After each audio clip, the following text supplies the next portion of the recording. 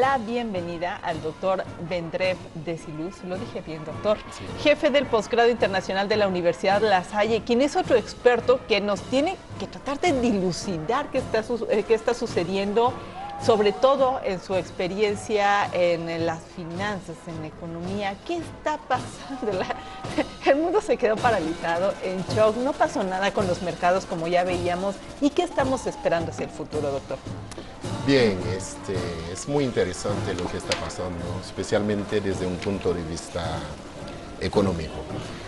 A nivel, si podemos ver, de comercio internacional, tenemos, por ejemplo, México, ¿no? Donde nuestro comercio depende, nuestro PIB depende más, un poco más de 80% de nuestro comercio con Estados Unidos, ¿no? Y en su campaña perfectamente se ha mostrado que va a poner medidas proteccionistas, ¿no? Y eso puede fácilmente reducir nuestro PIB. Incluso el FMI la semana pasada ha pronosticado una reducción en el PIB de México. En el lugar de 2.5 nos ha puesto 1.7. Eso para nosotros no es muy interesante. Segundo, si tomamos por ejemplo el caso de los países asiáticos, hay que recordar que una de las declaraciones de Donald Trump es que llegando a la Casa Blanca va a suspender todo lo que tiene que ver con el TPP, ¿no? Con el Tratado Trans-Pacific Partnership, y donde hay Brunei, hay Japón, Malasia, etcétera, ¿no? Y la mayoría de esos países tienen algo que se llama su crecimiento económico depende del comercio internacional, y podemos esperar algo similar para un país como Corea del Sur. Entonces podemos ver que puede haber un poco de reducción económica para esta región. En cuanto a China, 20% del comercio de China, 20% de todas las exportaciones de China va a Estados Unidos. Así es. Entonces también podemos ver una reducción en el comercio, y por ende un país como China que importa tanto, entonces puede haber reducción en otras regiones, como se llama un efecto de dominó, ¿no? A nivel político, geopolítica, entonces tenemos a los países, a los estados bálticos, como Lituania, Letonia, Estonia, que actualmente están viviendo una percepción de inseguridad, ¿no? Desde el punto de vista de que posiblemente Rusia puede reposicionarse de una manera militar o políticamente hablando, ¿no? Entonces lo que está jugando es mucho, tanto político como económico a nivel internacional. Pues rescato dos elementos de lo que estás diciendo.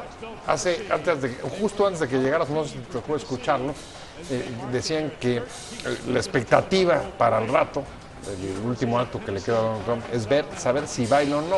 Pero por lo pronto lo que sí estamos bastante claros es que desde que ganó las elecciones ha puesto a bailar a buena parte de la economía mundial.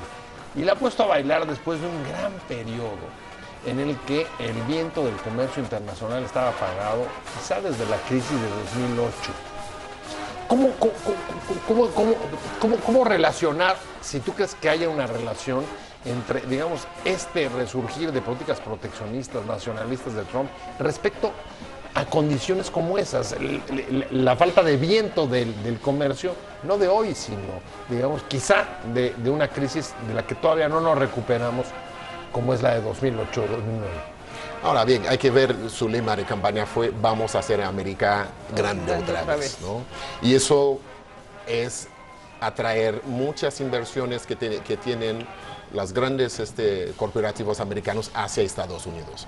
Lo hemos visto, Ford ha dicho que va a regresar un poco a Estados Unidos a generar más empleos, y otras empresas, ¿no?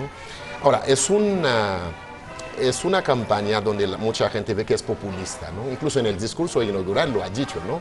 Vamos a regresar a fortalecer al pueblo americano.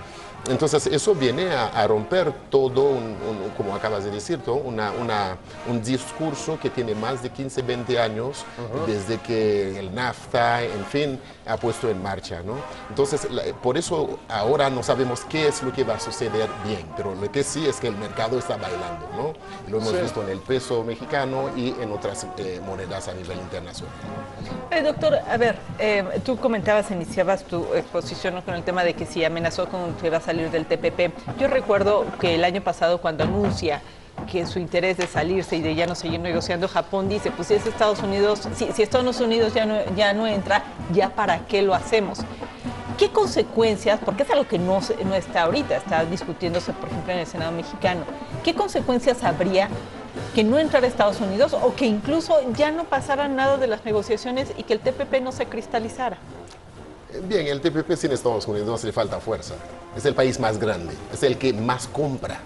Entonces, al no estar en Estados Unidos y Japón dice tampoco, entonces, ¿qué países vamos a tener dentro de no valdría la pena. No valdría la pena para muchos otros países, ¿no? Es lo que está pasando.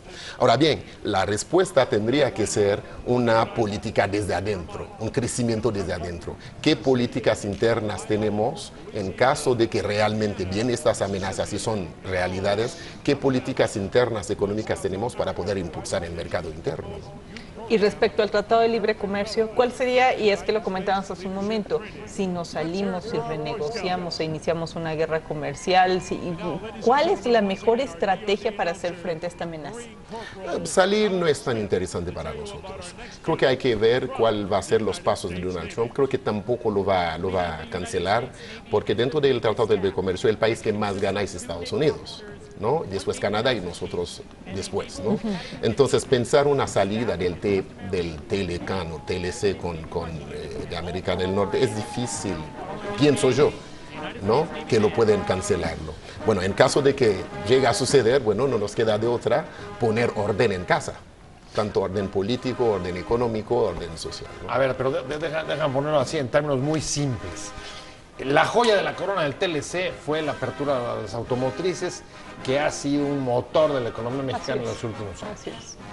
Sí, es un sector donde además se concentra el 60% más o menos del déficit comercial de Estados Unidos con nosotros. O sea, ahí sí los norteamericanos, digamos, han perdido. O no, las cuentas no son favorables a ellos. Si eso no lo modifican, ¿nos convendría salirnos o no? No nos conviene porque no solamente es la parte automotriz, tenemos otra parte también agrícolas, etcétera, ¿no? Bueno, si lo cancela, pues tenemos que tomar lo poco que tenemos para que salir, ¿no? Si de esta parte también va bien. Obviamente la reducción va a ser abismal, pero si salimos, ¿hacia dónde vamos? O sea, hay que ser pragmáticos, quiero decir. Sí, es un pragmático. Si salimos, ¿dónde? Vamos hacia el sur. Y el mercado del sur hemos visto cómo está actualmente. Brasil... El pronóstico va a tener... No volteas hacia abajo y dices, oh, tenemos una esperanza. ¡Qué miedo! Qué miedo, ¿no? Entonces, si llega a reabrir el tratado y frenarnos desde el punto de vista de automotriz, entonces creo que el resto que se queda es ahí donde tenemos que impulsar un poco más, ¿no? Pero creo que Toyota y BMW dijeron que no van a salir de México. Porque pueden hacerlo, ninguno es una empresa que sea estadounidense, todavía pueden hacerlo. En el tema de, a ver, parecería que estamos en medio de la tormenta perfecta en el 2017.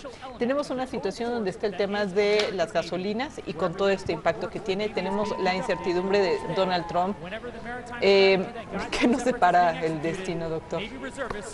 Es difícil el destino que nos queda, no se ve muy bien, incluso vamos a tener un PIB muy mediocre, 1.7, que no va a crecer. Bueno, es el pronóstico sujeto a revisión. A revisión, y ahora, y todavía nos falta la mitad del año y fines del año, ¿no? Pero creo que lo que nos queda es un panorama no muy interesante. Doctor, muchísimas gracias por acompañarnos y darnos un panorama de qué nos separa la economía con Donald Trump. Muchísimas gracias. Muy buenas tardes. Gracias a ustedes. Oye, muchas gracias. Otra vez verte. Un placer haberte visto. Un placer para mí también. Pues nosotros...